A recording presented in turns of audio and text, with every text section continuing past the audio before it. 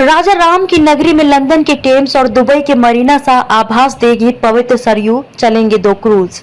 राम जन्मभूमि पर भव्य मंदिर निर्माण के साथ राम नगरी वैश्विक पर्यटन के सर्किट में स्थापित हो रही है। इसी क्रम में केंद्र एवं प्रदेश सरकार 32,000 करोड़ की विकास योजनाओं के साथ अयोध्या को श्रेष्ठतम सांस्कृतिक नगरी के रूप में विकसित कर रही है। लंदन की टेम्स नदी और दुबई के मरीना की भांति राम नगरी की सरयू नदी में तैरता होटल पर्यटकों के लिए उपलब्ध होगा। सरयू में क्रूज संचालन के साथ मिलेंगे तैरते होटल।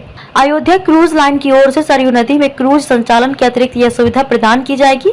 नदी में इस तैरते होटल को मॉडर्न हाउस बोट का नाम दिया गया है। कश्मीर की डल झील के हाउस बोट से अधिक सुविधाएं इस मॉडर्न हाउस बोट में होंगी। दुबई और लंदन में मॉडर्न हाउस बोट का संचालन करने वाली अयोध्या क्रूज लाइन का दावा है कि भारत में पहली बार यह सुविधा रामनगरी में दी जा रही है। कोच्चि से बनकर आएंगे लग्जरी हाउस बोट। सरयू नदी में 8 और 10 कमरे वाले 2 हाउस बोट होंगे, जिसमें लग्जरी होटल की भांति व्यवस्था होगी। दोनों हाउस बोट कोच्चि से बनकर आएंगे। एक दिन ठहरने के लिए प्रति व्यक्ति 3500 रूपए से लेकर 5000 रूपए किराया देना होगा। जनवरी में रामलला की प्राण प्रतिष्ठा होनी है। ऐसे में पर्यटन को बढ़ावा देने वाली इन सुविधाओं के उसी के आसपास शुरू होने की संभावना व्यक्त की जा रही है। रामनगरी के पुनर्विकास में सरयू नदी का महत्वपूर्ण योगदान माना जा रहा है। जल पर्यटन की असीम संभावनाएं तलाशी जा रही हैं। काशी की तर्ज पर विकसित होंगे सरयू के गुप्तार घाट से नया घाट तक करीब 9 किलोमीटर लंबा सरयू नदी का दायरा क्रूज, हाउस बोट और वाटर स्पोर्ट से युक्त हो भविष्य में पर्यटन का प्रमुख केंद्र होगा। सरयू नदी में नया घाट स्थित पुराने पुल से रेलवे ब्रिज के बीच में बैराज बनना भी प्रस्तावित है।